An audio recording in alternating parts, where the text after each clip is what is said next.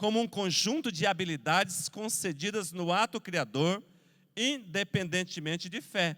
Tem tanta gente que não crê em Deus e tem tanto talento, não é verdade? Seja para o esporte, seja para artes, seja para música ou para qualquer outra coisa cultural ou alguma outra profissão. Já o dom é a suprema dádiva salvadora de Deus ao ser humano. Em Cristo Jesus, a Bíblia é chamada dom é a concessão de capacidades especiais. Na Bíblia é chamado de carismas para o desempenho do serviço de Deus. Essa é uma definição e uma diferenciação dessas palavras. Mas ainda existe a vocação que é tida como um sentido teológico confessional, que é a vocação para o ofício na igreja, pela chamada de Deus e do Espírito Santo, mediante o testemunho interno de uma boa consciência e a aprovação do povo de Deus. Do ponto de vista teológico, a vocação é basicamente o seguinte: Deus te chama, fala no teu coração, você percebe isso, e as pessoas então começam a compartilhar. Eu acho que você tem o chamado para tal coisa. Essa é a definição teológica. Quem é vocacionado aqui diz amém? Ué, diminuiu os améns da primeira vez que eu perguntei? Tá bom, vamos facilitar. A vocação ela é caracterizada por algumas dimensões. A vocação cristã especificamente. Primeiro, há uma dimensão que a gente pode chamar de dimensão redentora. A vocação no sentido de dimensão redentora, ela está relacionada à salvação e está relacionada à santificação. Segundo Tessalonicenses, capítulo 2, versículo 13, diz assim: Deus nos escolheu desde o princípio para a salvação, pela santificação do Espírito e fé na verdade. Amados, eu acho a dimensão redentora da vocação extraordinária. O que Paulo está nos ensinando aqui é o seguinte: que você foi chamado por Deus e vocacionado por Deus para ser salvo. Que a sua vocação ímpar, primária, celestial, divina, bíblica, não é o inferno, não é a perdição, não é o pecado, não é o ceder à tentação. O que Paulo está dizendo aqui é que a sua vocação primária é a salvação. Aleluia por isso. Antes de você nascer, antes de nada existir, Deus já tinha providenciado a dimensão da vocação salvífica. Já imaginou? Deus, na sua soberania e poder, vocacionar você para ser salvo. Amém? Por isso. Por que é que você está aqui nessa noite? Porque Deus te vocacionou para a salvação. Por que é que você sai da sua casa e vem à igreja? Porque é vocacionado à salvação. Por que é que você lê a Bíblia? Por que é que você ora? Por que é que você jejua? Por que é que você crê? Por causa dessa dimensão maravilhosa. Deus te chamou para ser salvo. Quem é salvo aqui? Diz amém. Quem é vocacionado à salvação aqui? É, coisa boa a gente dá amém rápido. Mas é verdade, está na palavra de Deus. A sua primeira e mais importante vocação, irmãos, é a salvação em Cristo Jesus. Na verdade, o fato é que você pode ser chamado para o serviço cristão. O fato é que Deus pode chamar para ser pastor, missionário, presbítero, diácono, diaconisa. O fato é que Deus pode chamar para fazer um trabalho de evangelização. O fato é que você pode exercer qualquer profissão na casa de Deus, mas a tua primeira vocação é ser salvo para a honra e glória do Senhor Jesus Cristo. Não dá para trabalhar na igreja sem ser salvo. Não dá para servir no reino sem ser salvo. Não dá para cumprir o chamado sem ser salvo. Não dá para ser aquilo que Deus chamou para ser sem ser salvo. Amém? Por isso. Salvação, essa é a sua primeira dimensão da vocação de Deus na sua vida. Mas há uma outra dimensão da vocação que a gente pode chamar de dimensão evangélica. A vocação redentora é para a salvação e santificação. A vocação evangélica é para servir a Deus e a igreja.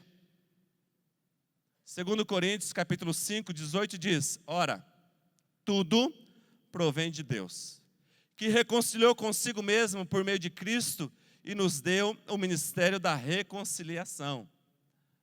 A vocação evangélica, ela é um chamado de Deus para servir em alguma atividade específica relacionada ao evangelho.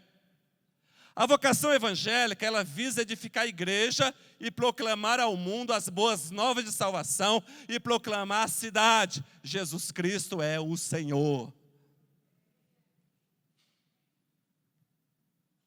No momento em que eu fui salvo e você também, nós recebemos do Senhor, ou fomos separados pelo Senhor, para uma missão no reino dele. A vocação redentora e a vocação evangélica, elas são tão inseparáveis que nós podemos até imaginar que quem é eleito em Jesus Cristo, não há vocação para a salvação sem uma vocação para o serviço. O que eu quero dizer aqui é o seguinte: dificilmente alguém é salvo sem ser chamado para o serviço. Dificilmente alguém é chamado para o serviço se antes não foi salvo. A salvação em Cristo Jesus automaticamente faz com que o nosso nome seja escrito no livro da vida. E automaticamente também faz com que Deus nos chame para fazer algo salvo dele. Irmãos e irmãs, você que é salvo e está aqui nessa noite, Deus não te chamou de modo algum para vir à igreja, sentar-se na sua cadeira, desfrutar dos louvores e adoração, ouvir a ministração da palavra e viver a vida na semana e voltar no outro domingo. Deus tem algo mais para você entre um domingo e o outro, e esse domingo é servir no reino, amém? Por isso, Deus tem mais para a sua vida. É uma vida cristã muito comum simplesmente ficar na primeira dimensão, na redentora. É boa, mas não é tudo que Deus tem mais. Existe também uma dimensão da vocação que é a dimensão designativa, que serve para cumprir os desígnios de Deus na história humana. Efésios capítulo 1, versículo 11 diz: Deus faz todas as coisas segundo o propósito da sua vontade.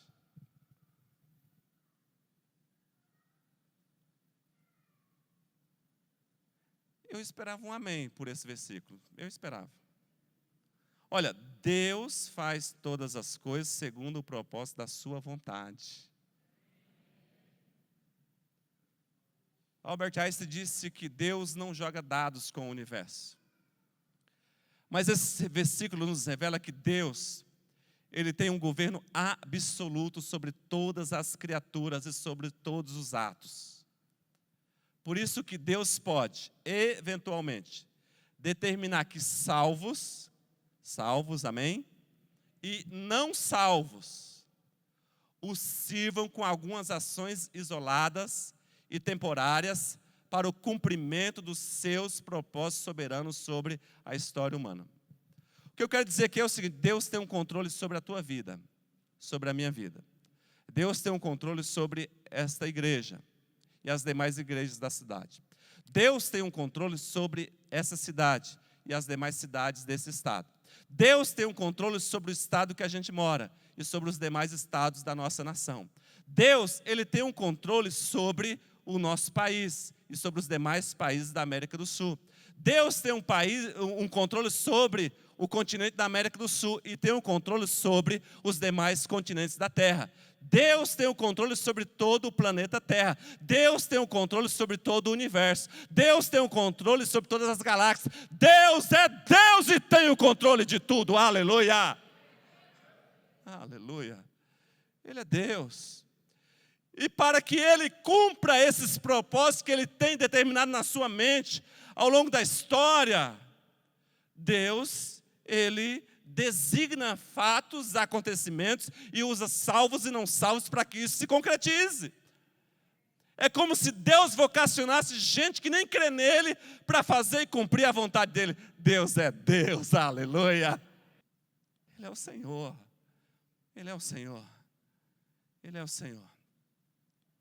Deus usa a vida de Faraó para cumprir o propósito que ele tinha com relação a Israel. Deus usa Ciro. Deus usa Artaxerxes. Deus usa Judas Iscariotes. Deus usa Pilatos.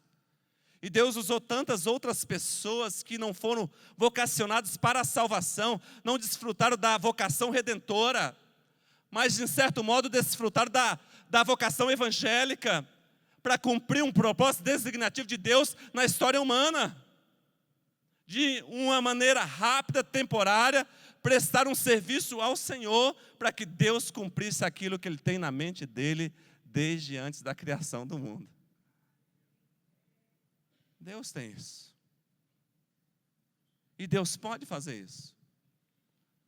Quantas vezes Deus já usou gente não cristã para abençoar a sua vida? Quantas vezes? Eu já fui abençoado tantas vezes por gente não cristã. Quantas vezes Deus já fez isso na minha vida?